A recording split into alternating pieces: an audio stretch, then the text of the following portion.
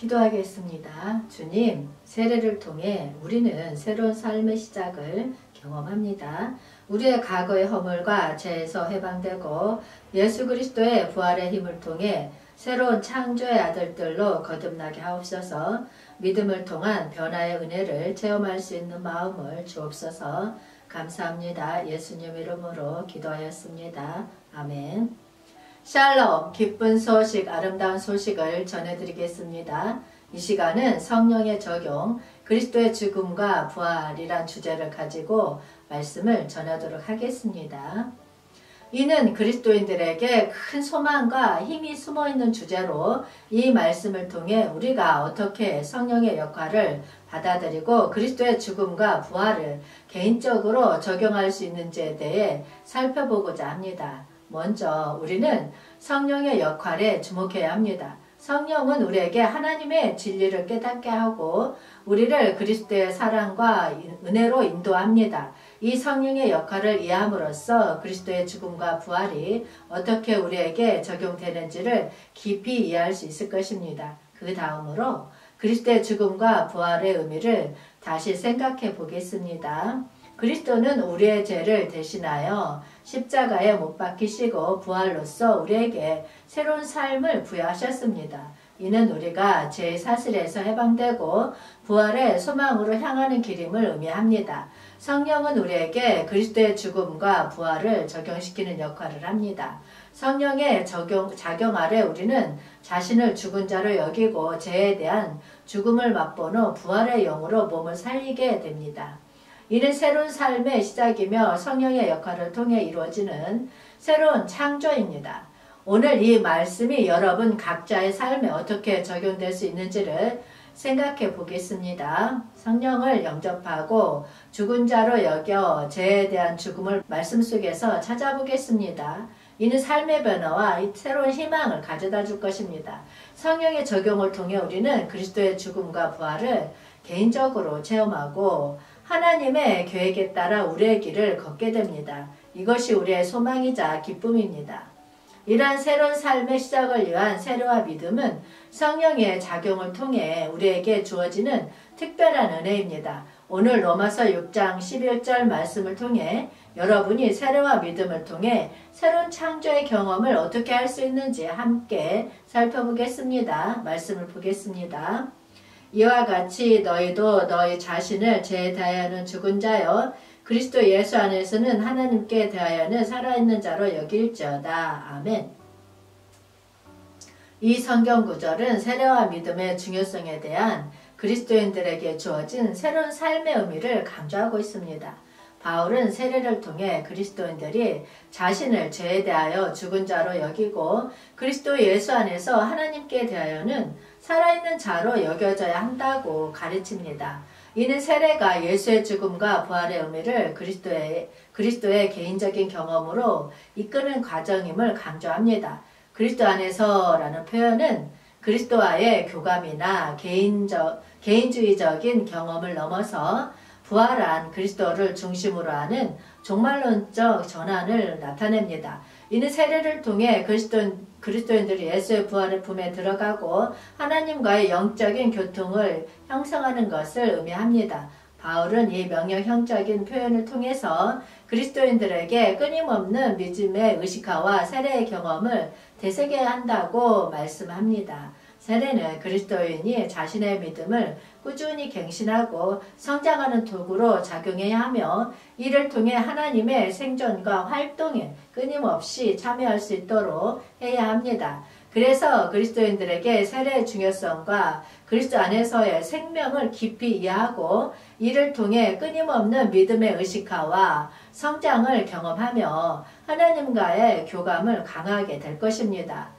그리스도 안에서의 생명은 세례를 통해 시작되며 그 지속적인 의식과 경험을 통해 더 풍성해지길 기도합니다. 세례를 통한 믿음의 의식화와 성장은 하나님과의 교감을 강화하는 과정입니다. 그리스도인들은 세례를 통해 하나님의 은혜와 사랑을 깊이 이해하게 되며 이를 통해 믿음의 관계를 지속적으로 발전시켜 나갑니다.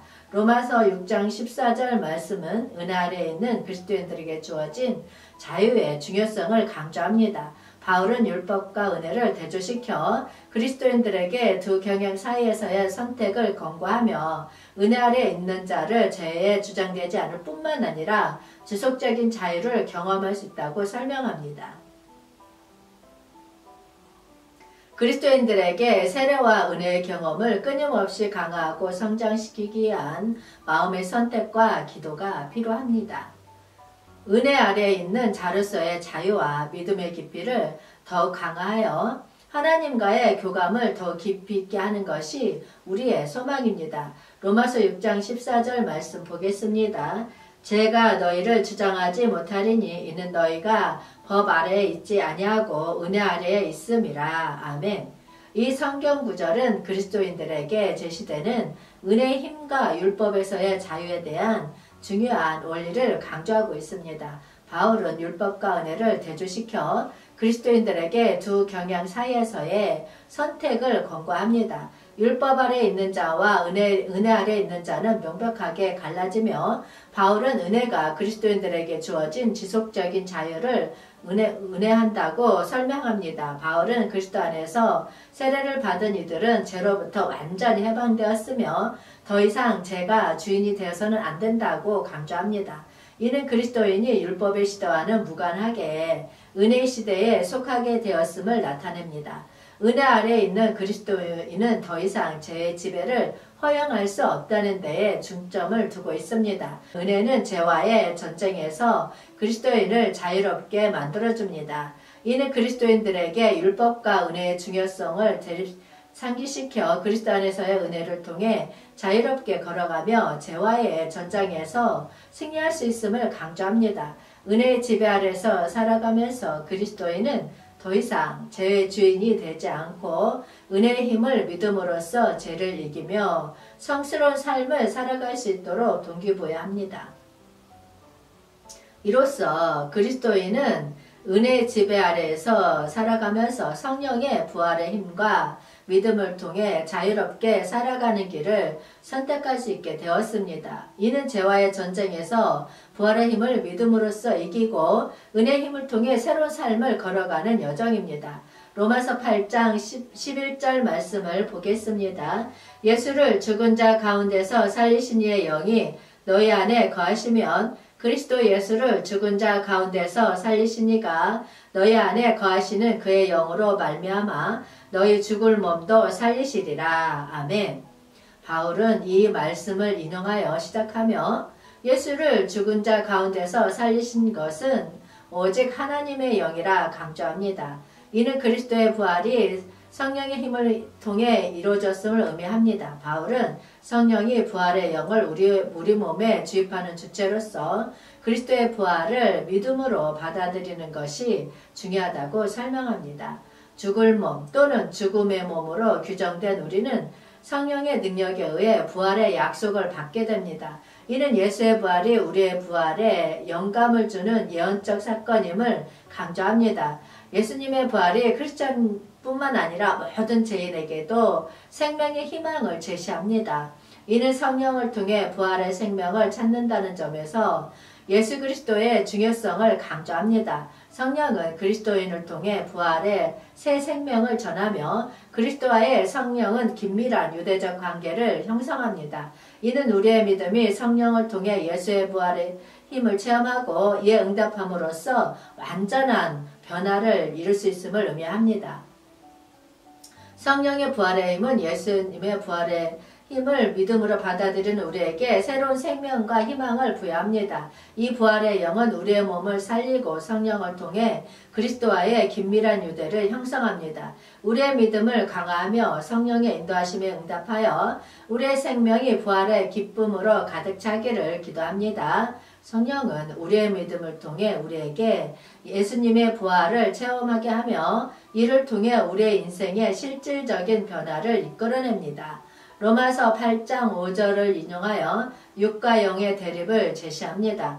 바울은 육과 영을 따르는 자 간의 명확한 차이를 강조하며 마음의 생각이 우리의 행동과 길을 결정한다고 설명합니다.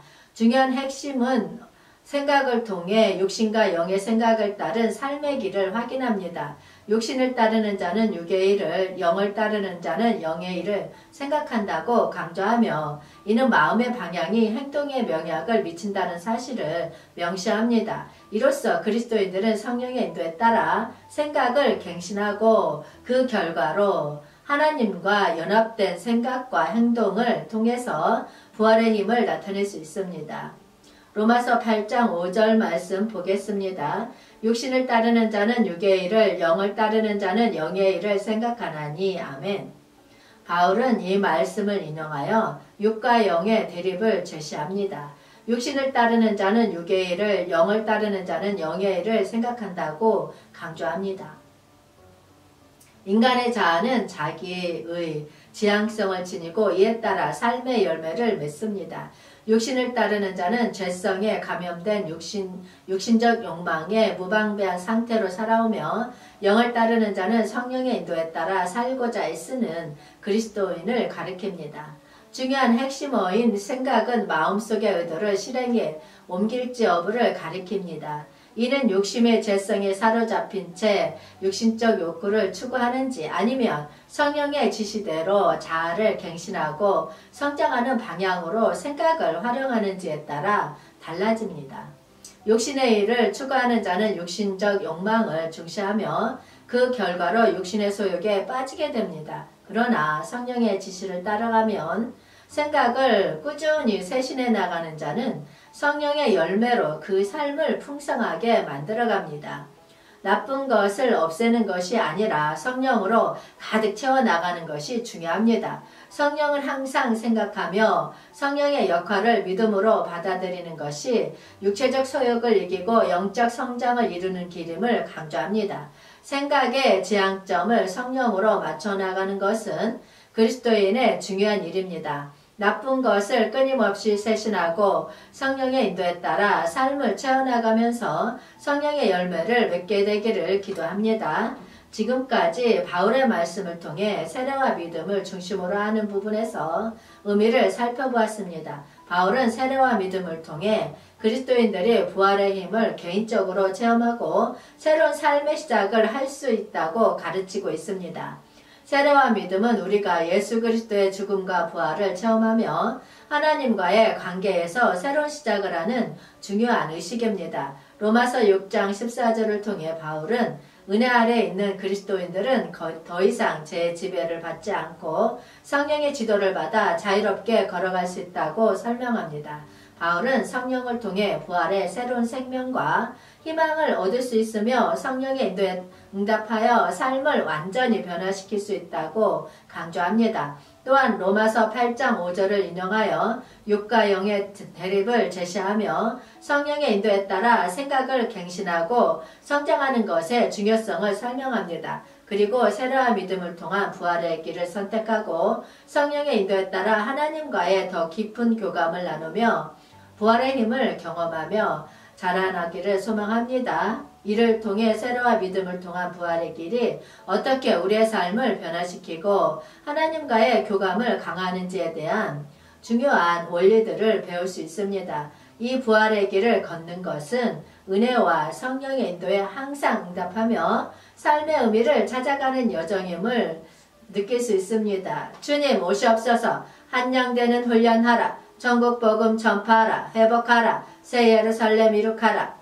기쁜 소식, 아름다운 소식이었습니다. 기도하겠습니다. 주님, 이 부활의 길을 걷는 여정에서 성령이 우리에게 주는 강력한 도움을 받아 더욱 자라고 성장할 수 있도록 도와주옵소서. 성령의 부활의 힘을 믿음으로 체험하면서 주님의 사랑과 은혜가 우리 삶에 충만하게 되게 하옵소서. 감사합니다. 예수님 이름으로 기도하였습니다. 아멘.